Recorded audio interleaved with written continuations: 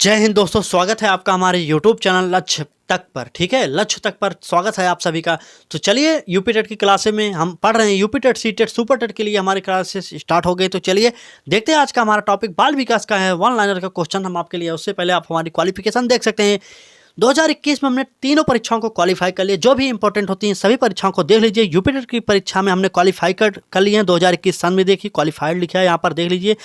और अगले देख लीजिए, सीटेट की परीक्षा थी जो सीटेट में हमने क्वालिफाई कर लिया 2021 सन देखिए। उसके बाद हमारी क्वालिफिकेशन देख लीजिए। इंपॉर्टेंट है आपके लिए क्वालिफिकेशन, बहुत ही इंपॉर्टेंट है, देख लीजिए। देखिए यहाँ पर प्राइमरी में क्वालिफाई, मिडिल में भी क्वालिफाई, और हमारा बाल विकास का देख लीजिए। 30 नंबर हमने हासिल किए बाल विकास में, आप भी पा सकते हैं। और देखिए यहाँ पर 30 में 26 नंबर हासिल किया। प्राइमरी में 26, मिडिल में 30 हासिल कर लिया, आप भी देख ले सकते हैं और पा सकते हैं। ठीक है, और रीट क्वालिफाई कर लिए हमने 2021 में, यह भी देख लीजिए। रीट की मार्कशीट है हमारी 2021 में आयोजित हुई थी। तो चलिए स्टार्ट करते हैं। वीडियो को ज़्यादा से ज़्यादा शेयर करते रहे, क्योंकि हमने क्वालिफाई कर लिया। तो अब हम आपको तरीका बताएंगे कैसे क्वालिफाई किया जाता है। आज से हमारे चैनल को सब्सक्राइब करके बेल आइकन को ऑन कर लीजिए।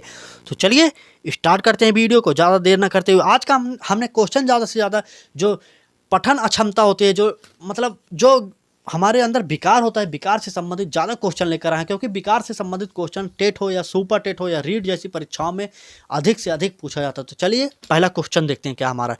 लिखावट से संबंधित लिखने की योग्यता में कमी किसका एक लक्षण है? तो आप जानते होंगे लिखने की क्षमता को क्या कहा जाता है, तो डिस्ग्राफिया कहा जाता है। आप जानते रहिए, इंपॉर्टेंट है। आप सभी इसका नोट्स बनाते रहिए। जब तक हम वन लाइनर करा रहे हैं तो आप नोट्स बनाते रहिए।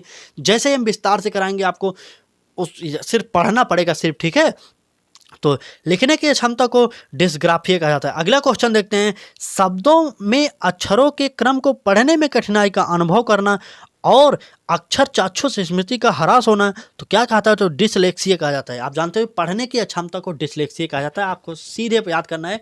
लिखने संबंधित विकार को क्या कहा जाता है? तो लिखने संबंधित विकार को डिस्ग्राफिया कहा जाता है। पढ़ने संबंधित विकार को क्या कहा जाता है? तो डिसलेक्सिया कहा जाता है। अगला क्वेश्चन देखते हैं हमारा, क्या समझ गए होंगे आप। देखिए तीसरा क्वेश्चन है, भाषा अवबोधन से संबंध विकार है, तो भाषा घात होता है। ठीक है, आप जानते होंगे। शारीरिक रूप से अक्षम बच्चों को समानता डिस्ग्राफिया होता है। यहाँ पर गलत लिखा है, आप जानते रहे। हमने गलत टाइपिंग थोड़ा कर दिया था कि आप बताएंगे वीडियो के मेन कमेंट बॉक्स में। शारीरिक रूप से अक्षम बच्चों को समानता क्या होता है? तो डिस्थीमिया होता है। आप जानते हैं डिस्थीमिया होता है। यहाँ पर डिस्ग्राफिया हमने जानबूझकर टाइप किया, तो डिस्ग्राफिया मतलब लेखन विकार को डिस्ग्राफिया कहा जाता है। आप जानते रहिए। ठीक है, नेक्स्ट क्वेश्चन देखते हैं।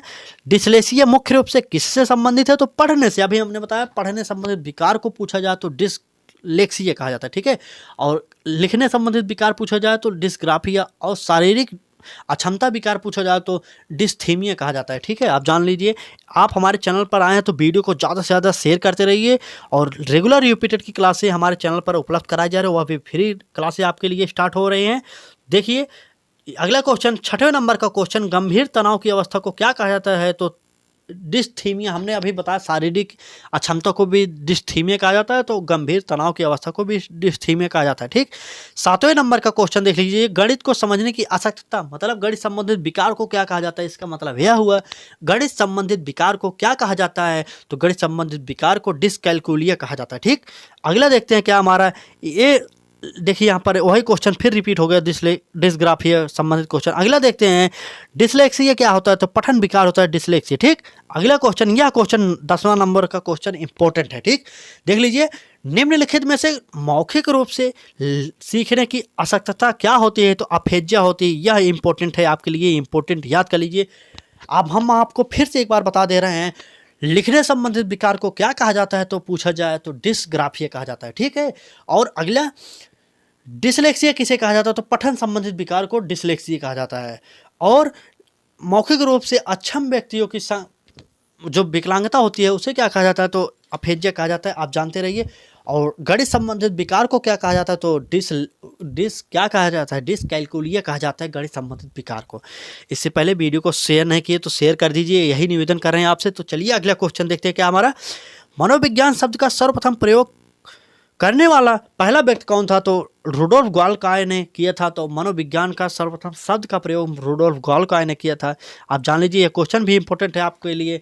वीडियो अगर अच्छी लग रही हो तो हमारे चैनल को सब्सक्राइब करके बेल आइकन को ऑन करिए। रेगुलर आपको यूपी टेट की क्लासेस डेली मिल रही है। अगर आपको पढ़ने में कोई दिक्कत हो रही है तो किस समय आपको वीडियो चाहिए वह समय बताइए हमारी वीडियो के मेन कमेंट बॉक्स में, हम आपको वीडियो उस समय प्रोवाइड कराने की कोशिश करेंगे।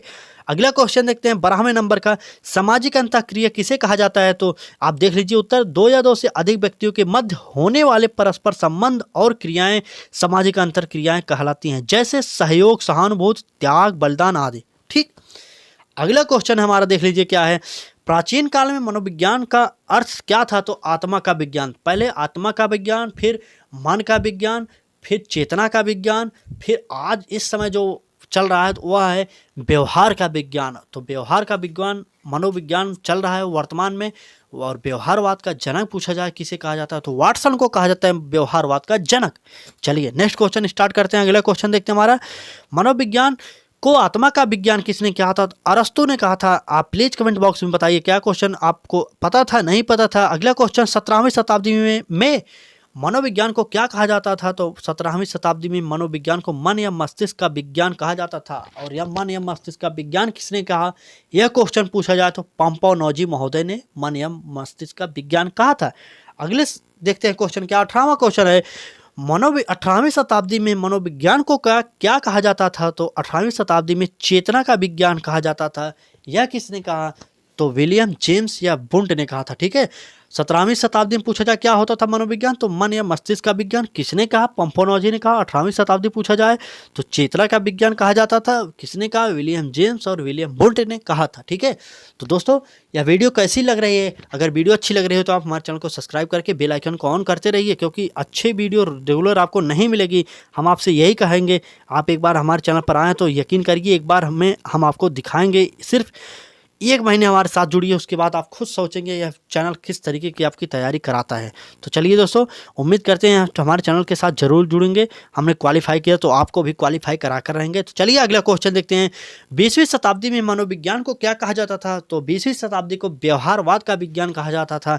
और व्यवहारवाद का जनक किसे कहा जाता था? वाटसन को कहा जाता था। आप जानते होंगे, हम आपको पहले ही बता चुके हैं। तो चलिए नेक्स्ट क्वेश्चन देखते हैं हमारे क्या है, शिक्षा मनोविज्ञान की पहली पुस्तक किसने लिखी और कब लिखी है? तो शिक्षा मनोविज्ञान की पहली पुस्तक थॉर्नडाइक महोदय ने लिखी थी, 1903 ईस्वी में लिखी थी। और शिक्षा मनोविज्ञान का जनक किसे कहा जाता है? आपसे यह क्वेश्चन पूछा जाए तो हाँ, हम आपको बता रहे हैं शिक्षा मनोविज्ञान का जनक भी थॉर्नडाइक महोदय को कहा जाता है। आप जानते रहिए, शिक्षा मनोविज्ञान का जनक थॉर्नडाइक महोदय।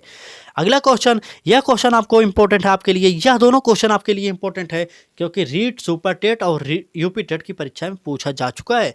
आरटीई एक्ट शिक्षा का अधिकार अधिनियम कब बना? तो 2009 में अधिकार यह बना था, शिक्षा का अधिकार अधिनियम। एक और एनसीएफ 2005 इंपॉर्टेंट टॉपिक है आपके लिए। अगर एनसीएफ 2005 आप नहीं पढ़े तो पढ़ लीजिए, नहीं पढ़ पाएंगे तो आप कमेंट करिए, हम आपको बता देंगे। ठीक है। आज का हमारा आखिरी क्वेश्चन देखते हैं। अगर क्वेश्चन अच्छा लग रहा हो तो हमारे चैनल पर जुड़ सकते हैं। और जुड़ने के लिए कोई फीस, कोई पैसा, कोई कुछ नहीं लिया जाता, सिर्फ निःशुल्क शिक्षा प्रोवाइड कराई जाती है। आपसे निवेदन करते हैं शेयर कर दीजिए हमारे वीडियो को, बस ज़्यादा से ज़्यादा ग्रुप में शेयर करते रहिए। तो चलिए आज का आखिरी क्वेश्चन देखते हैं हमारा, शिक्षा का अधिकार अधिनियम कब लागू हुआ? तो 1 अप्रैल 2010 को लागू हुआ। देख लीजिए 2009 में आया था शिक्षा का अधिकार अधिनियम और लागू हुआ था 1 अप्रैल 2010 में। यह वीडियो कैसी लगी, आपको अच्छे लगी कि नहीं लगी? अगर अच्छा लगा हो तो हमारे चैनल को सब्सक्राइब करके बेल आइकन को ऑन कर लीजिए और ज़्यादा से ज़्यादा शेयर करते रहिए वीडियो को, क्योंकि अगर शेयर करेंगे तभी तो आप पढ़ पाएंगे और अपने दोस्तों को भी बता पाएंगे। तो चलिए, हमारी क्वालिफिकेशन आप देख चुके हैं, तो इसी के साथ हम आपको क्वालिफाई कराने की प्रतिज्ञा कर लिए हैं, तो हम आपको क्वालिफाई कराएंगे। तो आज की वीडियो में बस इतना ही। वीडियो देखने के लिए बहुत बहुत धन्यवाद। आशा करते हैं आप सभी अच्छे से होंगे।